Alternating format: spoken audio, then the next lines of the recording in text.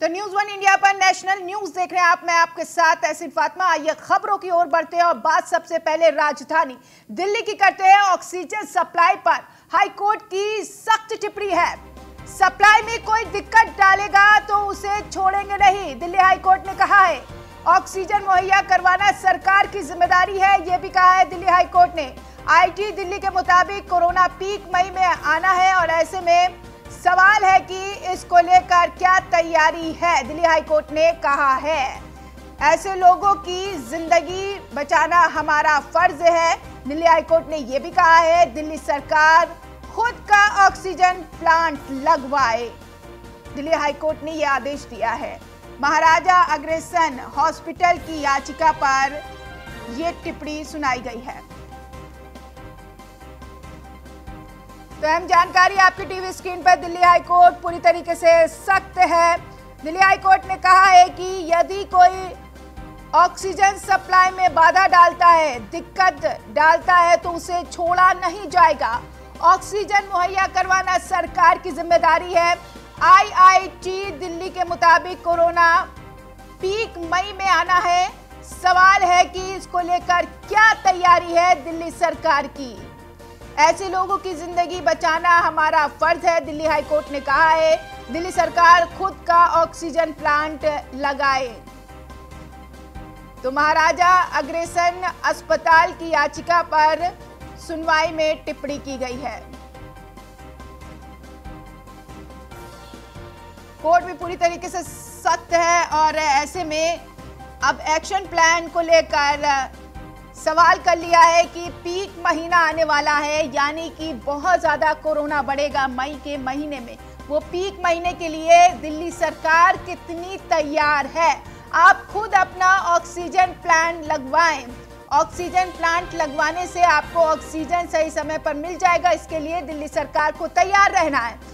तो दिल्ली से यह खबर, ऑक्सीजन सप्लाई पर हाई कोर्ट की सख्त टिप्पणी। तो दिल्ली हाईकोर्ट का यह कहना है कि सप्लाई में कोई दिक्कत डालेगा तो उसे छोड़ा नहीं जाएगा। ऑक्सीजन मुहैया करवाना सरकार की जिम्मेदारी है, दिल्ली हाईकोर्ट ने कहा है। तो दिल्ली हाईकोर्ट ने यह कहा है और ऐसे में कहा है कि सख्त यहां पर कार्रवाई की जाएगी यदि कोई यहां पर कुछ भी गलत तरीके से करता है। ऑक्सीजन की कमी से 20 मरीजों ने दम तोड़ा। इस वक्त की अहम जानकारी आपकी टीवी स्क्रीन पर। जयपुर गोल्डन अस्पताल में बीती रात ऑक्सीजन खत्म हुई थी। मृतक के परिजनों का रो रो कर बुरा हाल है। तो ये देखिए, ऑक्सीजन की कमी से कई लोगों की जान भी चली गई। दिल्ली हाईकोर्ट सख्त भी होता दिखाई दिया क्योंकि ऑक्सीजन की कमी की वजह से कितने लोगों की, कितने मासूमों की जान जा रही। ऑक्सीजन कमी की जानकारी क्यों नहीं दी, परिजनों ने ये कहा है। लोग अपना लेके जा रहे हैं। 20 बता रहे हैं अस्पताल को 20 बता रहे हैं। कितने 28 कितना लोग मरे, कोई बोलता है 40 लोग मरे हैं। सब अंदर, एक लेडी अंदर पड़ी हुई है, उसका हस्बैंड मारा है। सुबह से रो रहे हैं लोग यहाँ पड़े हुए। क्योंकि इनका बदनामी होगी, पैसा। क्या आप लोगों को बताया था कि ऑक्सीजन नहीं बताता था। रोते बिलखते परिजन, उनका कहना है कि आखिर उन्हें क्यों नहीं इत्तला की गई। ऑक्सीजन की कमी हो रही है, वो ऑक्सीजन कहीं ना कहीं से इंतजाम जरूर करते। जयपुर गोल्डन अस्पताल में बीती रात ऑक्सीजन खत्म हो गई थी। मृतक के परिजनों का रो रो कर बुरा हाल है। ऑक्सीजन कमी की जानकारी क्यों नहीं दी गई, परिजनों का ये आरोप है, ये कहना है। गंगाराम और पंत अस्पताल में भी मौत हो चुकी है ऑक्सीजन की कमी की वजह से। और सरकार यहां पर प्रतिबद्ध है, ऑक्सीजन लाने को लेकर प्रयास कर रही है, लेकिन अस्पतालों तक ऑक्सीजन पहुंच भी रहा है। लेकिन ये खबर निकलकर सामने आई, ऑक्सीजन की कमी से 20 लोगों की मौत हुई है। तो 20 लोगों की मौत हुई है। गंगाराम और पंत हॉस्पिटल में ऑक्सीजन की कमी से कई मौत हुई। दीपक शर्मा दिल्ली से संवाददाता जुड़ गए इस खबर पर जानकारी के साथ। दीपक, ऑक्सीजन ने फिर जान ली है, 20 लोगों की जान ली है। जी बिल्कुल, मैं आपको बता दूं, बीती रात का मामला है जब मीडिया को गुमराह किया गया, क्योंकि पता हालांकि मीडिया के सूत्रों से चल गया था कि तो रोहिणी का जयपुर गोल्डन हॉस्पिटल है, यहाँ पर जो है करीब 20 लोगों की जो है मौत वो ऑक्सीजन की कमी की वजह से हो चुकी है। लेकिन उसके बाद कहीं ना कहीं पुलिस ने भी गुमराह किया, पुलिस ने इस बात को छुपाया। लेकिन सुबह होते होते ये बात कंफर्म हो गई कि करीब 20 से ज्यादा लोगों की मौत जो है जयपुर गोल्डन हॉस्पिटल में ऑक्सीजन की कमी की वजह से हो चुकी है। और अभी की बात करें तकरीबन 28 मौतों की जो बात है वो पुष्टि हो चुकी है कि 28 मौतें जो है जयपुर गोल्डन हॉस्पिटल में ऑक्सीजन की कमी की वजह से हो चुकी है। परिजनों का क्या आरोप है? जी मैं बता दूं, परिजनों का आरोप है, परिजनों का बल्कि ये कहना है कि पहले उनसे बिल जमा करवाया गया, रात को बकायदा सबको कॉल आया सबके पास और उनसे कहा गया कि आप अपना बिल जमा करवा दीजिए। और जैसे ही जिसका बिल जमा हुआ उसके 10 मिनट बाद उसको इंफॉर्मेशन दी गई कि आपका मरीज जो है उसकी मौत हो चुकी है। तो क्या परिजनों को इस चीज की इत्तला नहीं दी गई थी कि ऑक्सीजन की कमी हो गई? क्योंकि ये भी कह दिया गया अगर ऑक्सीजन नहीं मिलता है परिजन भी कहीं ना कहीं से बंदोबस्त कर सकते हैं, तो परिजनों को क्या इत्तला नहीं दी गई थी कि ऑक्सीजन की कमी है, तुरंत इसका बंदोबस्त कर ले? जी बिल्कुल, मैं बता दूं, इस तरह की कोई इंफॉर्मेशन परिजनों को नहीं दी गई थी। अगर कहीं ना कहीं इस तरह की इंफॉर्मेशन होती तो वो जरूर इस तरह का इंतजाम करते रहते। लेकिन जो रात को हुआ, बीती रात जो हुआ, उसके बाद से जो है परिजन खुद अपनी तरफ से जो कहीं ना कहीं से सिलेंडरों के इंतजाम करके रखे हैं। कुछ परिजनों को हालांकि अब बोला भी गया है कि आप ऑक्सीजन का इंतजाम अपनी तरफ से करके रखिए और लेकर भी आए हैं परिजन, लेकिन हालांकि उनसे अभी सिलेंडर लिए नहीं गए हैं, लेकिन उन्होंने भी अपनी तरफ से इंतजाम कर लिया है। कहीं ना कहीं जो अस्पताल में मरीज भर्ती है उनके जो परिजन है वो भी कोई रिस्क नहीं लेना चाहते हैं, वो भी अपनी तरफ से पूरा ऑक्सीजन का इंतजाम करके चल रहे हैं। जिसको जहाँ से जितनी ऑक्सीजन मिल रही है वो लेके अस्पताल में पहुंचा है। तो ऐसे में क्या अब ऑक्सीजन की कमी को दूर किया जा रहा है कि नहीं? जी मैं आपको बता दूं, अभी कुछ देर पहले जो है यहाँ पर एक टैंकर जो है बाकायदा आया है ऑक्सीजन का। उसके अलावा एक छोटी गाड़ी जो है आई थी जिसमें ऑक्सीजन के 50 के आसपास तकरीबन सिलेंडर थे।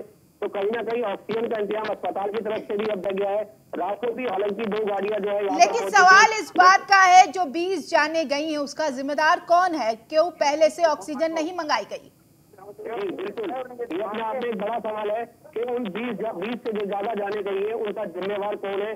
क्यों अस्पताल प्रशासन ने जो है वो परिजनों को नहीं इस बात की जानकारी दी कि ऑक्सीजन नहीं है? कहीं ना कहीं वो इस बात का इंतजाम करते रहे, बल्कि उनको ये कहा गया कि आप अपने पैसे जमा कराइए तब आगे से उनका इलाज शुरू होगा। उनसे इस बात को कहकर पैसे ले लिए गए और पैसे लेने के बाद 10 मिनट बाद उनको कॉल आता है पैसे जमा होने के कि आपके मरीज की जो है वो। तो क्या किसी भी तरीके की कोई दिक्कत आ रही है ऑक्सीजन पहुंचने को लेकर अस्पताल में? जी मैं आपको बता दूं, जिस तरीके से कोरोना का मामला जो है वो लगातार बढ़ता जा रहा है, लगातार मरीजों की जो तादाद है वो बढ़ती जा रही है। ऑक्सीजन लेवल की कमी जो है हर मरीज में ज्यादातर पाई जा रही है। लोग ऑक्सीजन के लिए पागल हुए पड़े। कुछ लोग ऐसे भी हैं कि अगर घर में कोई उम्र दराज अगर उसके है तो वो ऑलरेडी ऑक्सीजन का इंतजाम अपने लिए करके रख रहा है ताकि कल को जरूरत पड़े तो वो तैयार रहे, वो इस बात के लिए अलर्ट रहे। तो कहीं ना कहीं यही वजह है कि जिसकी वजह से जो अस्पतालों में जो है ऑक्सीजन की कमी जो है हो रही है और जिस वजह से मरीजों की मौत हो रही। दीपक शुक्रिया, नजर बनाए रखिएगा। तो दीपक संवाददाता इस खबर पर जुड़े थे और तमाम जानकारी दे रहे थे। आगे बढ़ेंगे। जस्टिस NV रमना देश के 48वें चीफ जस्टिस बने हैं। राष्ट्रपति रामनाथ कोविंद ने शपथ दिलाई है। पीएम मोदी, उपराष्ट्रपति वेंकैया नायडू मौजूद रहे। कार्यक्रम में सुप्रीम कोर्ट के कई जज मौजूद रहे।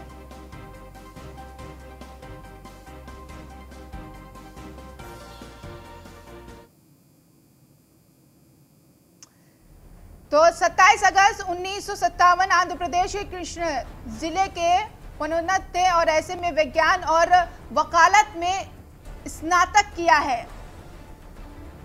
1983 में वकालत शुरू की थी NV रमना ने, ये जानकारी आपको दे रहे हैं। 2000 में आंध्र प्रदेश हाई कोर्ट की स्थायी जज के तौर पर स्थापित थे और ऐसे में आंध्र प्रदेश के एक्टिंग चीफ जस्टिस रहे हैं। 2013 में दिल्ली हाई कोर्ट के मुख्य न्यायाधीश बने NV रमना। 2014 में सुप्रीम कोर्ट के जज बने।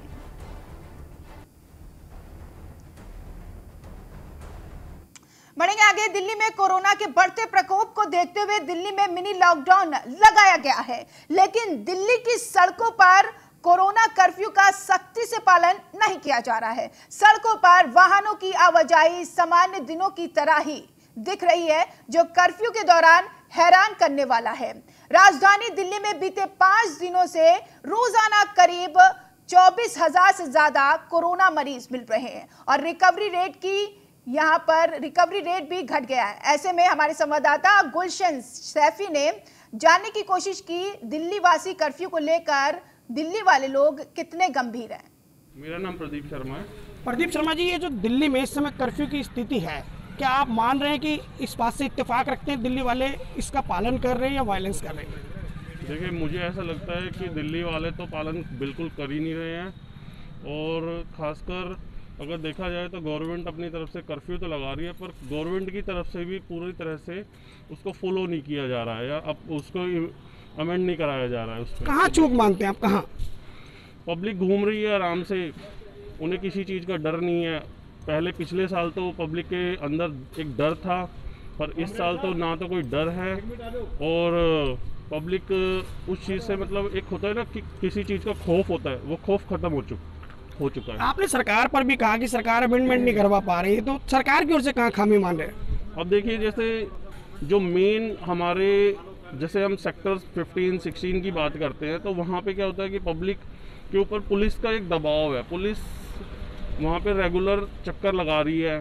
पर अगर हम अपने बादली गांव की बात करें तो यहाँ पब्लिक बेखौफ घूम रही है और ना ही कोई पुलिस आके चक्कर लगाती है और ना ही किसी तरह का डर है। तो पब्लिक आराम से घूम रही है, किसी चीज़ का कोई फ़र्क ही नहीं पड़ रहा, कोई मास्क लगाए या ना लगाए उस चीज़ का भी कोई डर नहीं है। चलिए, तो कहीं तो खुद दिल्ली वाले इस कर्फ्यू को वायलेंस कर रहे हैं और कहीं प्रशासन की सुस्ती इस कर्फ्यू पर भारी पड़ रही है। जैसा कि मैं आपको बता दूं, बीते 24 घंटों में 24,000 से ज़्यादा नए मामले आए हैं, वहीं 348 लोगों की मौत हो चुकी है।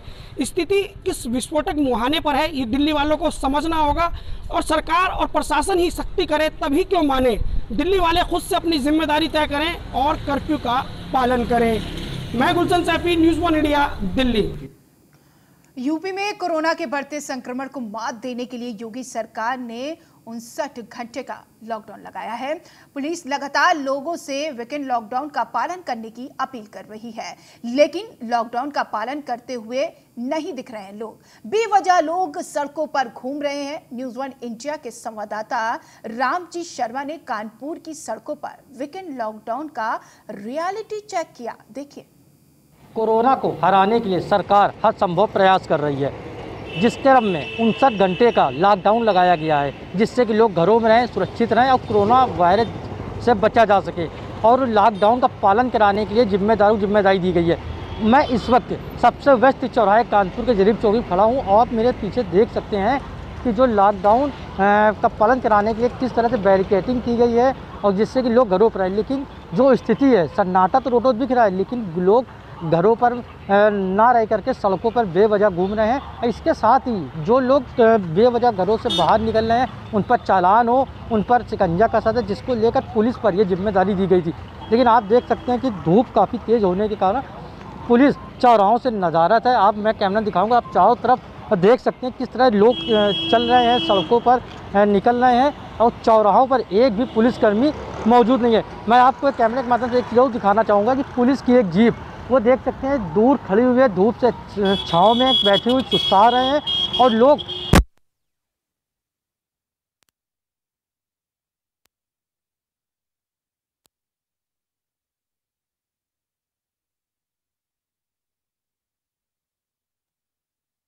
मैं आपको दिखा रहा हूँ, उससे आप अवगत हो सकते हैं और सच्चाई सामने है, हकीकत है। धरातल पर आप देखेंगे तो लोग अपने घरों पर नहीं है, लॉकडाउन का पालन नहीं कर रहे, शायद उन्हें कोरोना का डर ही नहीं है। यही कारण है कि लोग अपने घरों पर ना रहकर बाहर सड़कों पर निकले हुए हैं और पुलिस भी चौराहों से नाराज़ है।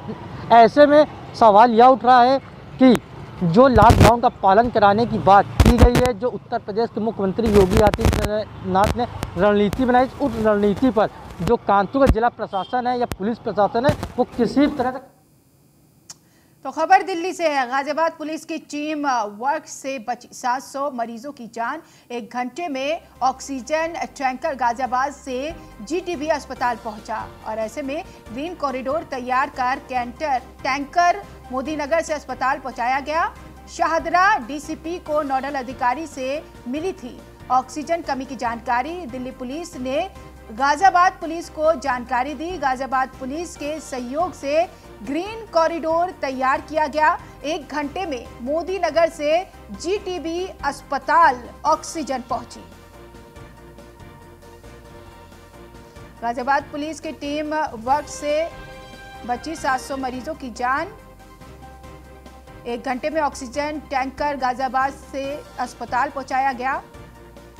तो अहम जानकारी आपकी टीवी स्क्रीन पर। शाहदरा डीसीपी को नोडल अधिकारी से मिली थी ऑक्सीजन कमी की जानकारी। तो दिल्ली पुलिस ने गाजियाबाद पुलिस को जानकारी दी। गाजियाबाद पुलिस के सहयोग से ग्रीन कॉरिडोर तैयार किया गया।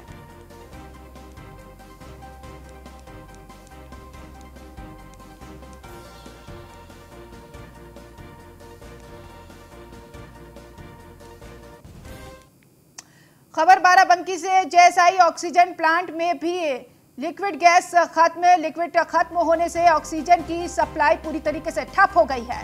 ऑक्सीजन नहीं मिलने से कोरोना मरीजों की जान को खतरा है। प्लांट से बाराबंकी के अलावा कई जिलों में होती है ऑक्सीजन की सप्लाई। ऑक्सीजन गैस प्लांट रोजाना भरे जाते हैं 500 से 600 ऑक्सीजन सिलेंडर। कोविड अस्पताल और निजी अस्पतालों में नहीं हो रही ऑक्सीजन की आपूर्ति। लिक्विड नहीं मिलेगा प्लांट में, दोबारा ऑक्सीजन की मैन्युफैक्चरिंग शुरू नहीं हो पाएगी, ये कहा गया है। तो लिक्विड गैस खत्म हो गया है। लिक्विड खत्म होने से ऑक्सीजन की सप्लाई पूरी तरीके से ठप हो गई है। ऑक्सीजन नहीं मिलने से कोरोना मरीजों की जान का खतरा एक बार फिर बनता हुआ दिखाई दे रहा है। प्लांट से बाराबंकी के अलावा कई जिलों में होती है ऑक्सीजन की सप्लाई। ऑक्सीजन प्लांट में रोजाना भरे जाते हैं 500 से 600 ऑक्सीजन सिलेंडर। कोविड अस्पताल, निजी अस्पताल में नहीं हो रही ऑक्सीजन की आपूर्ति। इसमें लगभग 500 से 600 सिलेंडर भरने का पड़ेगा प्रोडक्शन। तो अभी क्या परेशानी आ रही है? अभी एलएमओ नहीं मिल रहा है, इसलिए दिक्कत हो रही है। अच्छा, तो आपने कहीं गुहार लगाई, किसी से मदद के लिए कहा? नहीं, एलएमओ के लिए इन्होंने ग्रुप बना रखा है, उसमें सभी पदाधिकारी जुड़े हुए हैं, वो अपने हिसाब से प्रोवाइड करा रहे हैं। जहाँ पे अधिक ज़रूरत हो रही है हॉस्पिटलों को पहले प्रोवाइड करा रहे हैं। तो बाराबंकी में दूसरा है? हाँ, बाराबंकी में दूसरा प्लांट है। तो कब से बंद है, कितने दिन हो गए बंद? ये 20 तारीख को चला था, उसके बाद से बंद है। मुझे 7 गैस लेने आए। तो क्या हुआ? बंद है, ताला बंद पड़ा हुआ है, प्लांट गैस ही नहीं है। तो यहाँ जाओ वहाँ जाओ, कहीं गैस ही नहीं मिल रही है।